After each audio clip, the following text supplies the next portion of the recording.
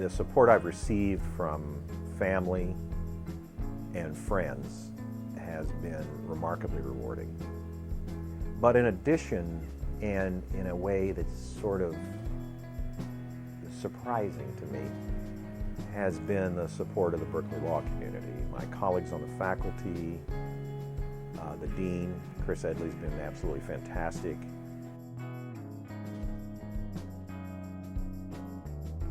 In part because I think of where I grew up, and in part because of my interest in social justice, and I think in part because of my interest in legal puzzles that are virtually can't be solved easily, or maybe at all.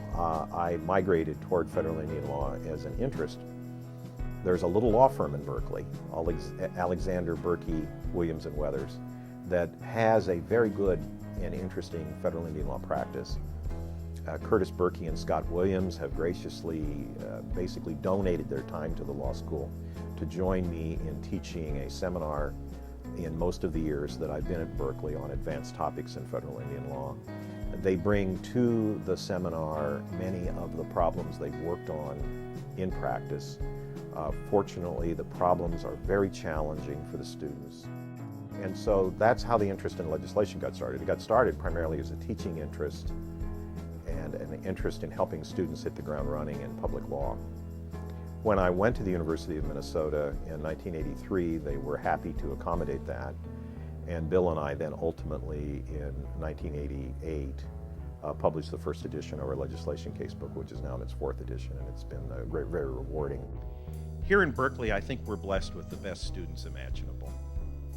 It goes without saying that our students are very smart, but that doesn't distinguish them from several other law schools in the United States. But what has meant so much to me has been the kindness and the helpfulness and the just plain humanity that the students have given me in such large doses, especially recently, but throughout my whole time here. This is not just a law school, it's a community, and I have been very lucky to be a part of it. That he has impacted the Native American community and really made his personal mark on the human beings in Indian country. He is incredibly respected. In these moments, even in initial moments, you get a sense of the amazing warmth and openness and non-judgment. I think that is rare among top scholars and intellectuals, this ability to engage in ideas and engage with you as a person. All of us lucky enough to be in his classrooms have witnessed his love of teaching and students in the face of great burden. And it's a privilege and a humbling experience to see him every Monday and Wednesday morning at 8:35 in the morning, smiling, laughing, and sharing his positive energy.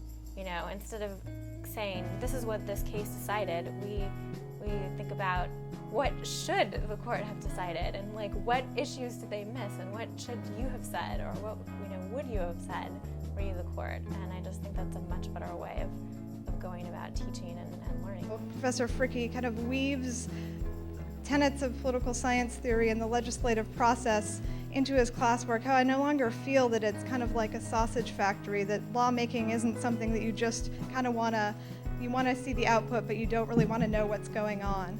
I came to law school with just this generalized idea that I wanted to serve my community in whatever way I could, with really no tangible skills or anything valuable that I could contribute.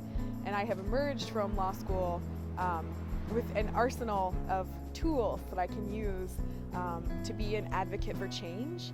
Professor Frickey does an amazing job of pushing you to think as deeply as possible in both ways at once, and try to think both what would be a good law and a sensical system of law, but also how would you use that as a lawyer in the real world, which is just really an excellent way of teaching.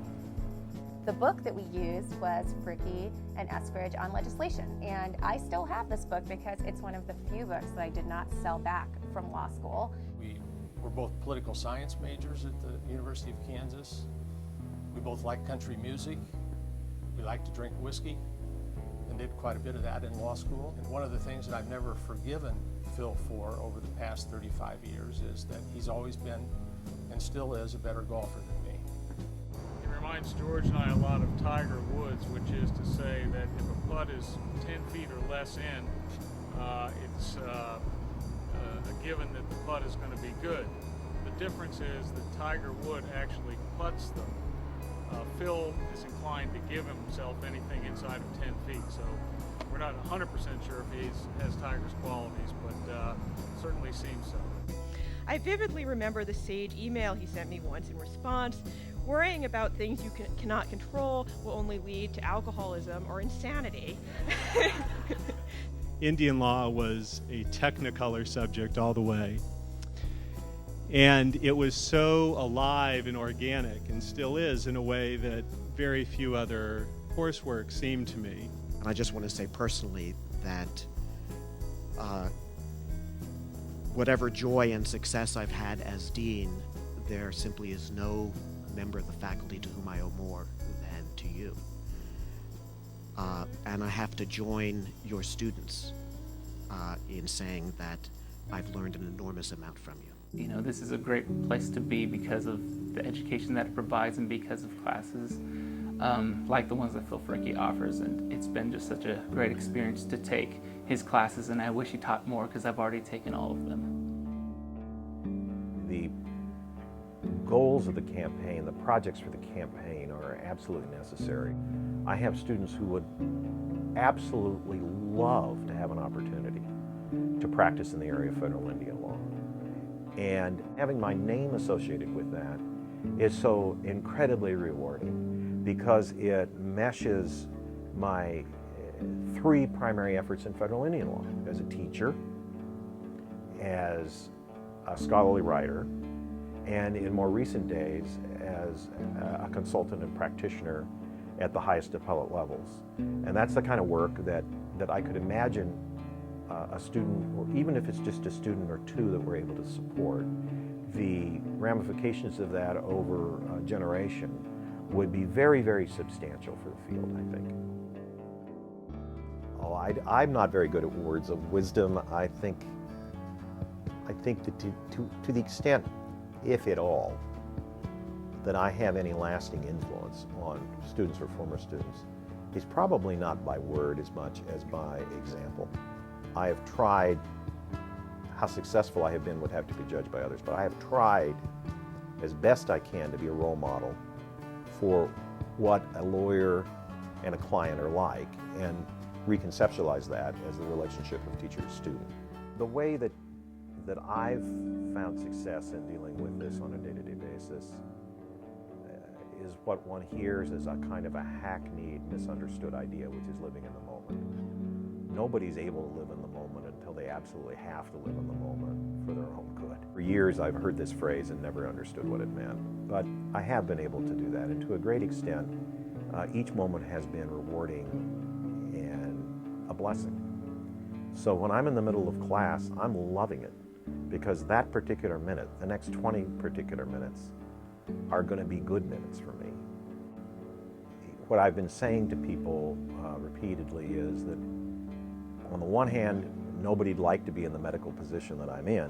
On the other hand, if you had to be in the medical position I'm in, you could not imagine yourself being in a better position otherwise than the one in which I find myself.